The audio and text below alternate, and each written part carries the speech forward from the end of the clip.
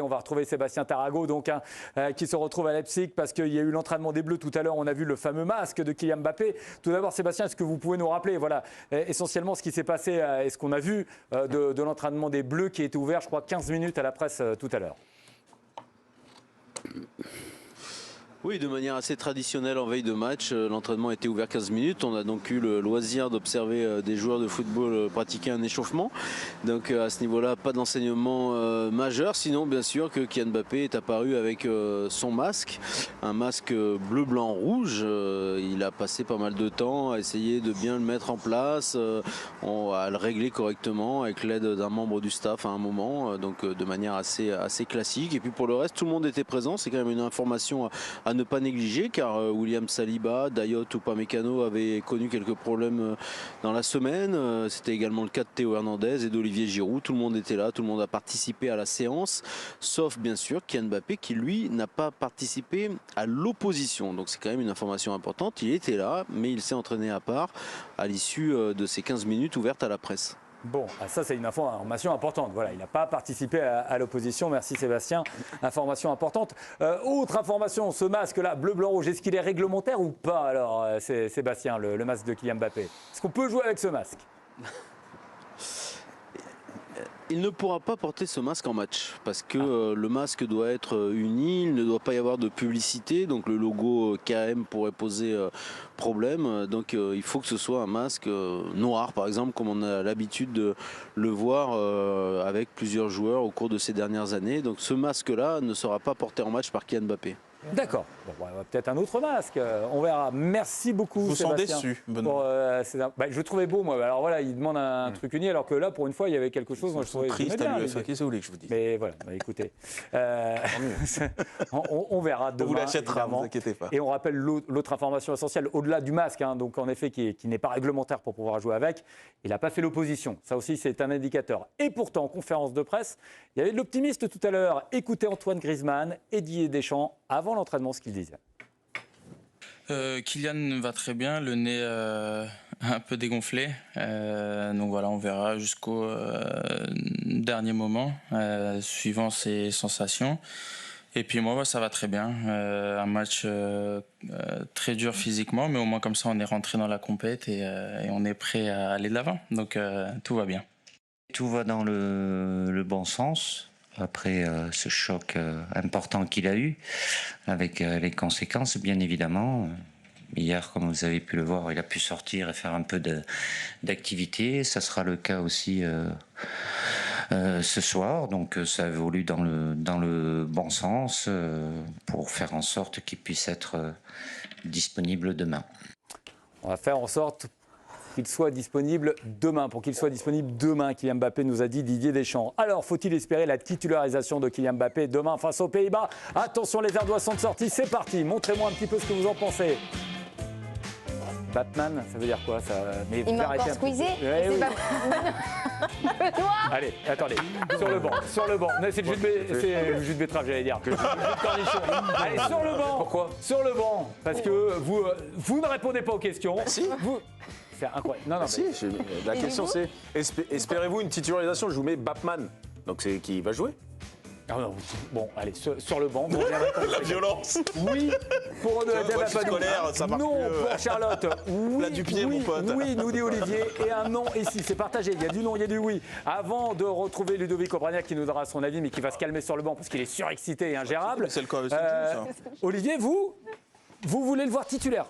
Écoutez, j'écoute un peu tout ce qu'on peut dire et puis effectivement, j'ai retenu surtout ce que nous a dit Ludo sur le fait d'oublier rapidement la douleur, du moins d'avoir de bonnes sensations, etc. D'y aller tout de suite. Il l'a bien dit, quand on est tombé de cheval, il faut remonter tout de suite dessus. Je suis un peu d'accord avec lui. Donc oui, j'ai envie qu'il joue. D'abord parce que, à mon sens, il est irremplaçable, parce qu'il est quand même, il a ses qualités et il n'y a pas de joueur capable de le remplacer avec autant de qualités que celle de Kylian. Donc oui, ça m'intéresse de le voir vraiment.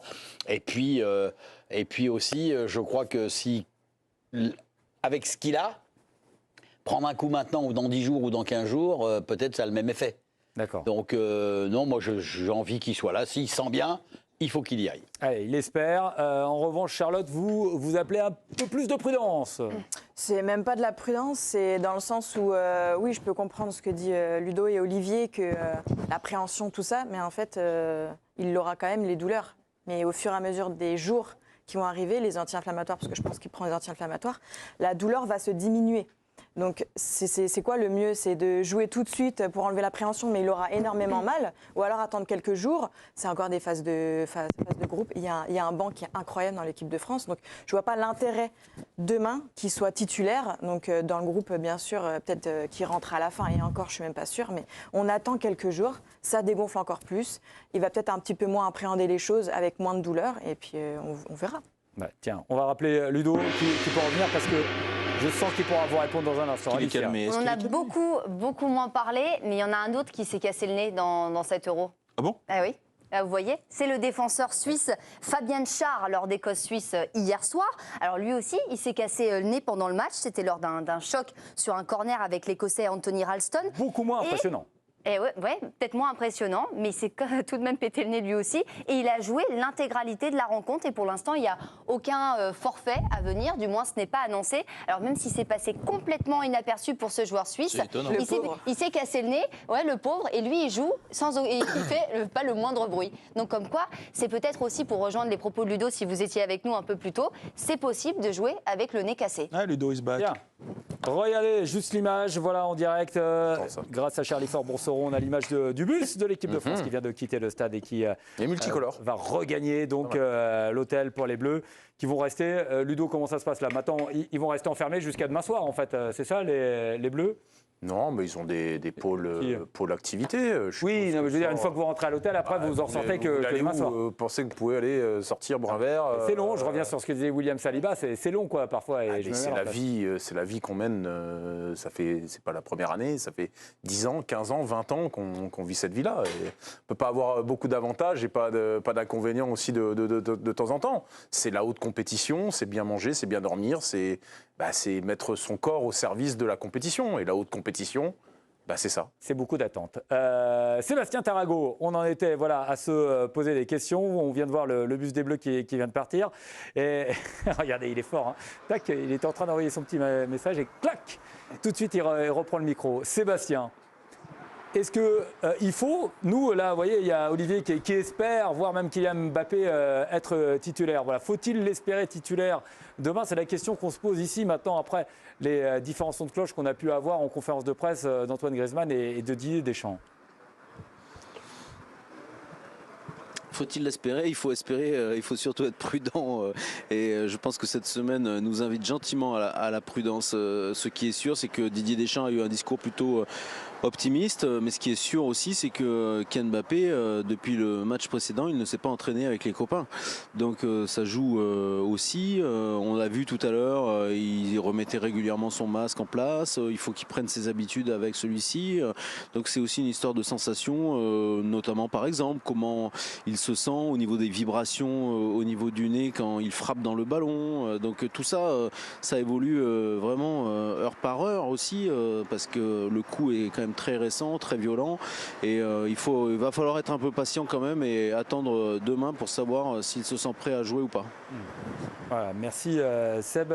Il a raison Seb, hein, voilà, parce qu'en effet on ne peut pas savoir comment il sera demain en fait, Dev. Mais voilà, sur l'espoir suscité, en tout cas on a le sentiment que Didier Deschamps, lui, il l'espère, non Dev, dans ce qu'on entend. Ah, il l'espère et puis il ouvre même carrément la porte à cette possibilité-là, puisqu'il a bien appuyé le mot disponible. Il a dit, je répète, il est disponible. Ouais. Donc il veut bien faire passer ce message-là. On est quand même passé en très peu de temps de... il n'a pas dit il est disponible. On fera en sorte qu'il soit disponible en gros. Ouais, je sais pas. Ouais, enfin c'est ça. De toute façon, il le sera. Et il a insisté dessus. Donc je pense quand il veut rester évasif, il reste évasif. Là, il a quand même dit ça. Moi, je dis, il faut l'espérer. Je ne sais pas si c'est une bonne idée, parce que j'entends ce que dit Charlotte, et même rejointe par Seb. Mais moi, quand je dis il faut l'espérer, c'est que ça voudra dire qu'il se sent bien, il se sent compétitif, il sent qu'il n'y a pas d'appréhension, que le masque finalement sera un épiphénomène et que effectivement ce ne sera pas tellement plus grave dans 15 jours de prendre un choc que maintenant. Donc s'il le fait maintenant, c'est que il y a ça. Moi, c'est en cela que j'espère que qu'il joue demain. Ça voudra dire que toute appréhension est évacuée. Et c'est ça, en fait, ça va beaucoup se jouer là-dessus. Parce que finalement, la gravité, bon, on l'a dit... Ce sera impossible. Demain, s'il joue, ce sera impossible qu'il ait aucune appréhension, qu'il ait aucune douleur et qu'il n'y pense pas. Mais est-ce que c'est pas mieux qu'il utilise le match de demain, qui est quand même pas un match coup près, pour justement évacuer tout ça, plutôt que de se réserver pour un 8e de finale, où là, ce sera un match en retour. Mais on peut le faire rentrer 30 minutes à la fin, si ça se passe bien. Oui, bah, c'est aussi ça le sens de la question. Demain, titularisation. Dans la semaine, j'ai une joueuse qui se fracture le nez, qui joue contre moi le week-end. Tu y vas? C'est-à-dire que j'y vais. Ouais. Bien sûr. Ah, oui. Donc, alors déjà qu'au niveau des duels... Mais vous êtes impitoyable, Charlotte. Vous ne vous voyez pas comme ça, c'est incroyable.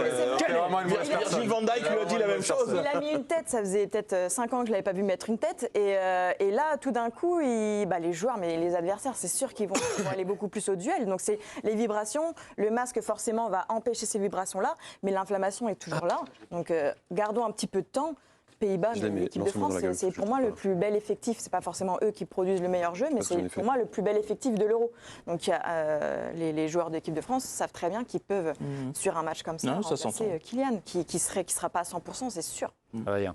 On a regardé depuis que Kylian Mbappé est là, l'équipe de France sans lui, les résultats que pouvaient avoir les Bleus lorsqu'il n'était pas là, lorsqu'il n'entrait même pas en jeu. Alors ça, c'est la composition probable sans Kylian Mbappé. C'est une hypothèse qu'on dresse si jamais il n'était pas là. 9 victoires pour les Bleus, 3 nuls, 2 défaites seulement pour l'équipe de France, dont récemment face à l'Allemagne lorsque Kylian Mbappé n'était pas là. On rappelle que ce match, il est important. Il y a un enjeu autour de cette rencontre face aux Pays-Bas, puisque la France peut s'assurer la première place du groupe D. Ça, c'est important évidemment pour les 8e de finale. Si la France bat les Pays-Bas et que dans le même temps, la Pologne fait match nul ou perd contre l'Autriche, eh bien la France sera assurément première du groupe D. Elle peut également assurer sa qualification en cas de victoire, tout simplement. Il y a le regard aussi qu'on porte sur ce match, Ludo. Est-il vraiment essentiel, important, ou est-ce qu'on le place, ce deuxième match de l'Euro pour les Bleus face aux Pays-Bas, sachant qu'ils ont gagné le premier quand même? Il est capital.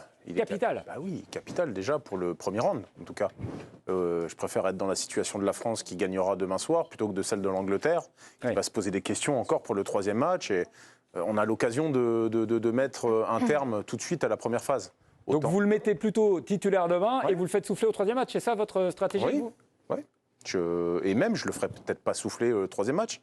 Je le ferai jouer peut-être une heure. Et s'il se refait mal, là, et s'il se refait mal, et le troisième match, mais tu te referas mal quoi qu'il arrive. Aujourd'hui, le nez cassé. C'est rassurant. Mais non, c'est-à-dire, on va être assez clair. Tous ceux qui ont parlé et qui ont eu le nez cassé, qui sont passés ici, vous disent ça fait mal sur le coup. Johan était avec nous à l'équipe du soir l'autre jour, il l'a eu. Il a eu pareil, la cloison complètement décalée. Ça fait mal sur le coup. Après, ça ne fait plus mal. Donc le seul risque qu'il peut y avoir, ou du moins, c'est l'appréhension de la respiration, comment tu te calques pour la respiration. Donc ça, il vaut mieux le trouver tout de suite, le système pour pouvoir être performant. Donc tu n'attends pas le 8e de finale pour te dire comment je respire avec le masque et comment je fais pour la vision. Et donc il faut déjà prendre un avantage par rapport à ça. Et puis, je veux dire, si tu prends un coup en 8e sur le match des Pays-Bas ou sur le match de la Pologne, si tu prends un coup sur le nez, tu prends un coup sur le nez. Le risque, il est le même. Donc autant se servir de lui, puisqu'on a vu que quand il n'est pas là, en tout cas sur le premier match, même si ce n'est pas du grand Mbappé, il a quand même été dans tous les bons coups. Donc ça veut dire que l'équipe de France a besoin de ce joueur-là. Et si on peut clôturer l'affaire tout de suite face aux Pays-Bas, faisons-le. Si lui, il est en capacité de jouer et que c'est pas... là, on le voit, il court, j'ai pas l'impression qu'il souffre. Il va courir, il va frapper, il va voir aussi. Le seul risque, c'est qu'il prenne un coup sur le nez. Bon, le coup, il peut le prendre tout le temps. Dans tout le reste de la compétition, son nez ne sera pas guéri, de toute manière. Donc ça fera toujours aussi mal contre les Pays-Bas ou contre la Pologne. Donc autant essayer tout de suite de le remettre dans le bain, de lui redonner de la confiance, d'enlever cette appréhension tout de suite, plutôt que de laisser courir. Et puis on va encore en faire des tonnes pendant une semaine. Surtout que sous Deschamps, tous les bons parcours ont été faits avec 2 victoires d'entrée. Et la seule fois où il y a eu un vrai couac, c'était à l'Euro, au dernier Euro, à l'Euro 2020, joué en 2021. Et ils étaient pas dans une situation de qualifier au 3e match. On remercie Sébastien, notre journaliste qui est là-bas sur place et qui lui a le nez creux, bien sûr. Sébastien, merci beaucoup. On peut juste donner peut-être un argument qui est aussi important. Très vite, parce que là, moi je voulais... Non, mais c'est un argument de jeu. C'est-à-dire que Charlotte a raison, il va peut-être devoir éviter les duels. D'accord. Mais c'est l'équipe de Ludo en fait quoi. Je croyais que c'était l'équipe de Mag, mais c'est l'équipe de Ludo. je pensais qu'il avait dit au revoir à Seb. Ah non. Pourquoi on est obligé de dire au revoir et Bah oui, on est obligé. Ça s'appelle. Non, mais il revient plus, Sébastien. Tu peux être poli. Vous êtes content là? Vous êtes content d'avoir attendu pour ça? Non, mais Ludo. Je voulais qu'il revienne, Seb. Ludo, tu sais, tu peux être poli, mon lapin, c'est pas grave. On s'aime. On vous embrasse, Sébastien.